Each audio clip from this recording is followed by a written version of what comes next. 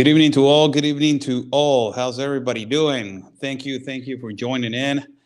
Oscar Blue right here live for everybody from Tijuana, Mexico. Last minute information, and there's two topics that I want to touch real quick before we go and we do a hit with our network, Real America's Voice News. Really important information for every single one of you. Care to join in and share the video, like the video, share the video on both of the platforms. Now, I'm going to go with the breaking news that it has not been, it was breaking news in the morning. Right now, it's all over the world. Ovidio Guzmán, the son of El Chapo Guzmán, has been captured, and it is being transferred right now to the city of Mexico to be processed in the penal code in the city, in our country of Mexico. Already, there has been some disturbances. There has been some attacks from the organized crime in the state of Sinaloa. They have declared the state of Sinaloa, where he was captured, a state of emergency due to the confrontations between the cartel right now at this particular moment and the government of Mexico. There has been several confrontations. One of the confrontations that it went viral, it is a video from a citizen, which they were at the airport. They were boarding a plane, and the plane was about to take off when they heard gunshots, and they heard like a detonation of an automatic weapon in the sky, and everybody in the plane started to go on the floor for safety as the plane was taken off. Imagine that. Also, other confrontations, they have been set in the state of Sinaloa, confrontations as in the middle of the city, burning of vehicles, and all this kind of horrible situations where the organized crime and the cartel of Sinaloa are going against the government for the detention of Ovidio Guzmán, that is the son of El Chapo Guzmán, which the information that is coming from different sources, they say that in collaboration with the Department of Treasury of the United States of America, they have announced the detention of the son of El Chapo Guzmán, Ovidio Guzmán, the inheritor of the Empire cartel of Sinaloa. This man has has cases open in the United States of America, such as conspiracy of distribution of narcotics, as conspiracy of distribution of cocaine, methamphetamine, and marijuana. He has been detained and transferred into the city of Mexico, but the state of Sinaloa is remaining right now as in a state of emergency because of the numerous confrontations that have been between the cartel, members of the cartel of Sinaloa, which Ovidio Guzmán was part of this organization called Los Chapitos. That is a nickname for Chapo, as it's a nickname for Chapo, and ultimately, now he's being transferred, the son of Ovidio Guzmán, into the city of Mexico. That the Mexican president has made his declarations and statements this morning saying, I don't know what is going on right now and completely with the operation, which I know that he's being detained. Now, going back in the past, Ovidio Guzmán was detained when, at this current administration with Andrés Manuel López Obrador, and the president released him because he was afraid of the repercussions that the people of Sinaloa were going to suffer. So he released the son of El Chapo Guzmán to maintain the peace into the state of Sinaloa. Great mistake that he did, and he was hardly criticized in our country for doing that. But today, the Ovidio Guzmán was arrested. Now, the speculation from other sources are saying that because President Biden, it is coming, the president of the United States, Joseph Biden, it is coming to Mexico. Because of that reason, this detention was made, and some action needed to be taken before his arrival into the Mexican, country. So let's see. Let's see what happens in this incoming hours with this madness that is occurring in the state of Sinaloa. Hopefully the government of Mexico and the authorities will control what is happening in that particular area and in that particular part of our country. It's just, it's really important for us to report what is happening, as all social media, all mainstream media, and everybody's reporting about this. Now, moving forward with the subject of Alejandro Mayorkas, the head chief of the Department of Homeland Security has said in a clear statement today that the border, it is closed. I don't know where he's getting this idea. I don't know what he's thinking. But in his own mind now, and I'm understanding a little bit that he's saying that it's closed because the government has not said of the United States of America that it's open. But we can understand in the clear eye of the normal average citizen, as yourself and myself in the part of the country of Mexico, that we see the border that is completely open, wide open in some other places where there's no border wall, and hundreds of thousands are crossing on a daily basis. Yesterday, I was for a couple of days, we were in the border of San Luis Rio Colorado on the Mexican side. We were not on the American side, we were in the Mexican side, and we can actually see that in different parts that there's no border wall. There are consistent crossings in the part of Yuma and also in the part of San Luis Rio Colorado into the parts of Yuma, Arizona. We were at a pitch where there's a really sketchy pitch where the organized crime and the cartel basically controls the fluency and the massive influx into the United States of America. We walked through that pitch. We saw a lot of debris of, women's clothing, and it was underwear, panties, from childs that they were left behind before entering the United States of America in the desert of San Luis. Completely disturbing images also about that. And also we saw some ritual that they were practicing before entering, the United States of America. A lot of people were asking me what kind of figures were those. There is an African belief and an African religion. It is a figure that they do certain sacrifices for protection and guidance into the United States, into some other place, in particular on this occasion. And, we can portray and we can have an idea that they were doing this kind of sacrifice, destroying a bird's life, dismantling the insides and chopping the head of the bird into all around of a circle into a tree, where underneath the tree there were buried credentials and IDs from the migrants themselves. As I have reported for years now about the IDs that they are left behind. Meanwhile, they are trying to cross over there with the purpose that they are being left behind. It's not because they're not wanted to be identified. It is because they are registered in a system in Mexico that is called CURP. This system gives them the ability to have the idea of a humanitarian visa or the multiple migration form, which tells in the system that they already have an asylum case in Mexico. So that is the reason why they leave the IDs behind, because they don't want the American authorities to know that they already been registered with an asylum case in Mexico, because of that identification that is portrayed as a safe pathway in our country of Mexico, and they don't want to be identified as such in the United States. So in terms to Alejandro Mayorkas, the situation, it is clear. He sends a clear message to the entities of Nicaragua today, to the entities also of Cuba, to the entities also of Haiti, and to the entities also of Venezuela. He says, again, the border, it is not open, it is closed. Title 42 or not Title 42, the border is closed. That is what Alejandro Mayorkas says. Don't quote me, quote Alejandro Mayorkas. And then he says this.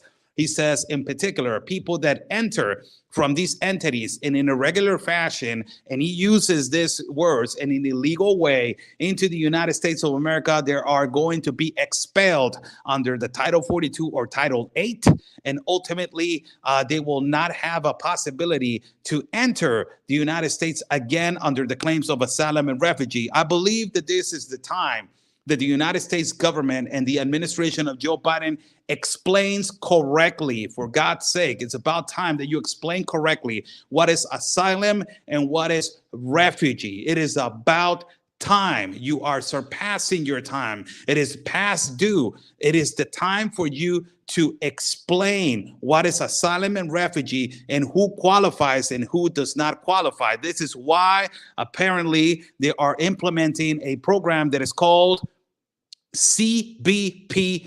This program, it is going to be implemented. It is already in action as we speak. As the migrants are going to be arriving into the border, they're going to have to register into a database or into a platform, that in that platform they will put their asylum and refugee case and to see if they are going to be eligible for asylum and refugee into the United States of America. If the United States says yes, well, ultimately, the court date will be appointed into the migrant for them to assist into the United States of America to see if they're going to be eligible for asylum and refugee. Now, let me tell you this: this will be so easily fixed with the United States of America clears a statement of what is asylum and what is refugee and who qualifies and who does not qualify. And that if economical migrants qualify for an immediate refugee or attendance or vetted, they can be vetted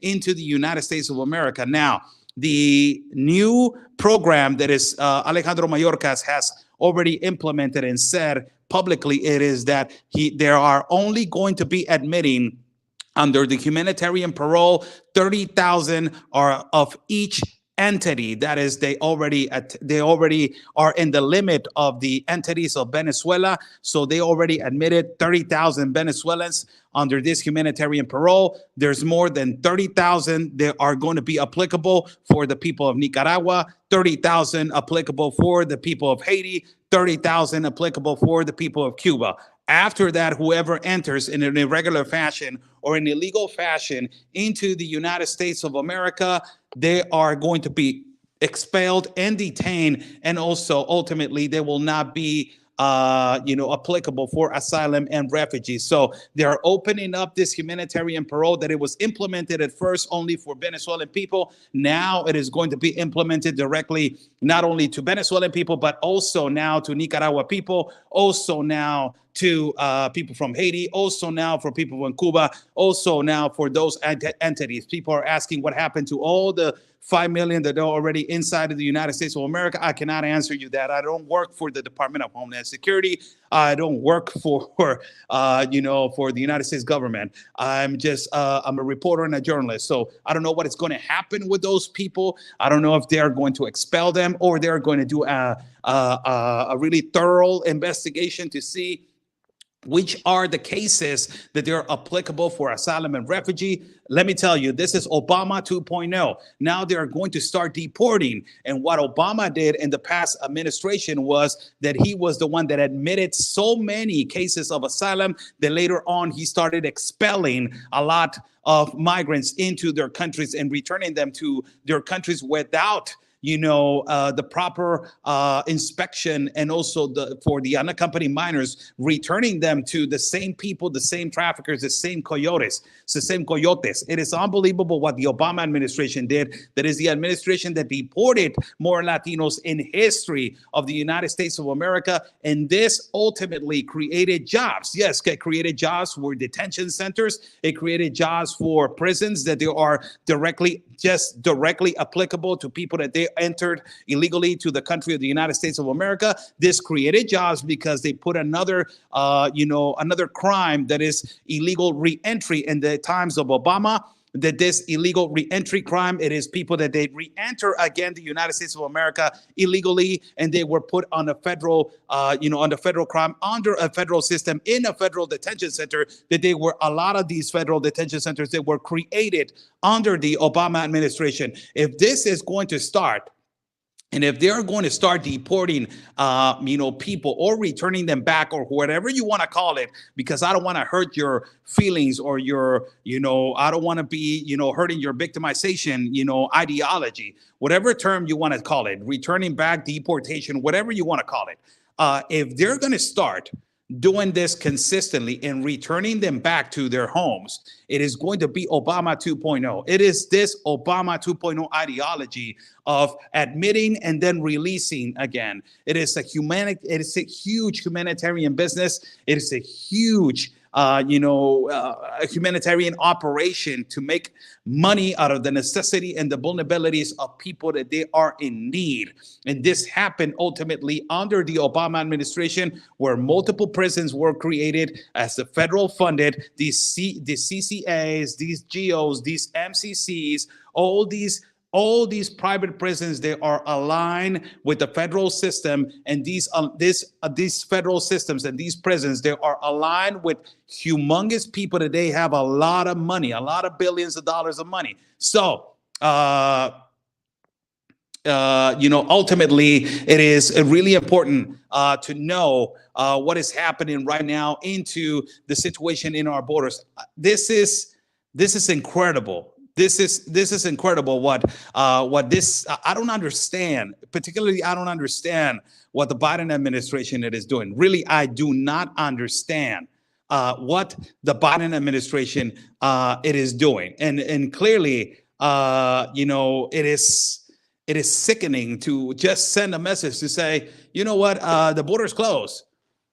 When you can see it, you can say to the people that the border is closed. Yes, under your government, you're saying to them, yeah, it is closed. We never said that it's open. But if you go to open gaps, what are you going to call that? People crossing massively, consistently, on a daily basis, by the thousands. It is not a lie. It has been documented by multiple networks.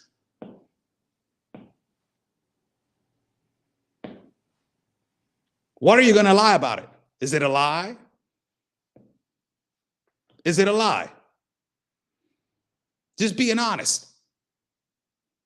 And to all these people that they get this victimization ideology that they're creating their language, because there's a lot of people that they create immediately their language. Oh my God, I don't want to hear this guy because he's a conspiracy theorist. He's creating hysteria. Oh my God, he's a fear monger. Oh my God, he's creating violence. The hell out of here. This is the reality. The reality is that we have, it's not only the borders of the United States of America, they have a humongous problem. It's the borders of Mexico, Central America, South America. It's a huge problem. And the vulnerable cases of asylum and the vulnerabilities of people, they're in hands of these organized crime groups, trafficking groups, coyote groups, that they're in charge of their lives. They are in charge of their lives to take them to a safe pathway to the United States of America. When did a trafficker or an organized crime became a resource of transportation? For God's sake, when? When? Just tell me when. So now, Alejandro Mayorkas, the head chief of the Department of Homeland Security, has said that basically the Title 42 is going to remain, and that this humanitarian parole, it is applicable also to Nicaragua people, people from Cuba, people from Haiti, and so, people from Venezuela also. So now it is not only was applicable also for the people of Venezuela, that first it was applicable for the people of Venezuela, but now it is applicable now for every entity, a migrant entity that is trying to cross through an irregular pathway into the United States of America. It is the reality. We have documented so many times about how a lot of people are crossing irregularly into the United States. I was there in San Luis yesterday. What are you going to tell me? I was there standing right there in a non-port of entry, and people were crossing back and forth. How are you going to lie about it when you're there? So let's say how this comes about. Let's see how this moves on forward in terms to the migration situation into the borders of the United States. Let's see how this starts developing with the program CBP-1. Let's see how this starts moving forward, fast forward into what is happening right now, not only with CBP-1, but ultimately with the reinforcement of Title 42, that apparently the Biden administration is taking what the past administration was implementing, Title 42, and now they are, basically justifying themselves that it is because of the past government policies, it is because of the past immigration policies. This is a disaster. No. It's because you were a collaborator of the Global Compact on Migration. Stop lying about it. It is a reality. It is a reality. The United States became a collaborator of the Global Compact on Migration. Because you were a collaborator of the Global Compact on Migration, you opened this humongous market that incentivizes irregular crossings into your country, and you release funds to NGOs, and you start releasing funds to this. You start justifying, your bills. You start justifying, we need to pay this. We open up this, so we need billions for this. release them. Oh, we need a place to put, thousands and thousands and hundreds of thousands of people. We need a bill to be passed. Release more money. We need detention centers because we don't have enough. We are part of this globalization that we're helping people in a humanitarian way. Release money over here. It is created and on purpose. It is a global compact on migration that is created for a purpose, funds. And it is at the end of the day, it is about checks and balances. At the end of the day, it's all about checks and balances. At the end of the day, whether you like it or not, it is about checks and balances at the end of the day. And it is clearly being designed as what was the Obama administration in the past administration. It clearly they're doing exactly the same, and clearly, sadly, and I'm saying sadly because a lot of people are with this dream that they're already in the United States of America with a legitimate case of asylum, and sadly, possibly they're going to start returning a lot of people that they are not qualifying with it, and they're already in the United States. So you're going to have a lot of people that they're going to refuse to be detained, a lot of people that they're going to refuse to be returned back. And it is going to have a collateral effect that is going to be collateral damage, emotional damage, traumatic, mental damage, and is psychological damage immensely. And now that you're going to have the other countries to be responsible for, that is Central America and South America, and ultimately all of that because of this humongous incentivization of irregularities to cross irregularly to non-port of entries into non-borders. Thank you so much for joining in. I'm Oscar Blue for Border Network News correspondent for Real America's Voice News and the Wendy Bell Radio Network. Thank you, people that approve what I'm saying, people that do not approve what I'm saying. Thank you so much for joining in. You're here for something.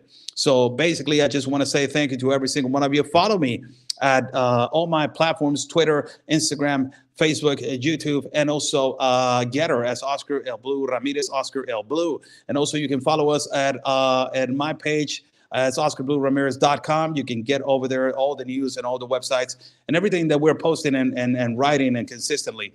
We are trying to write a little bit, every day. So we are doing that as well. We are going to be traveling soon. So Buy Me a Coffee is pinned on the chat. If you guys want to collaborate and with the contribution to our travels, we are going to be traveling to South America in a few incoming weeks. So your contributions are well needed as we walk the walk. We don't talk the walk. So God bless every single one of you. Follow my partner, Real Anthony Agüero, in all platforms. Also follow my colleague and friend, Ben Berquam, at his platforms, Frontline America. Also download the app, Real America's Voice News. It is free. We are going to be live right now with Dr. Gina Primetime. And also download the app of Wendy Bell Radio Network. Thank you so much. God bless you all. Stay safe. Like we always say, people, peace and love, because always your country's first. God bless.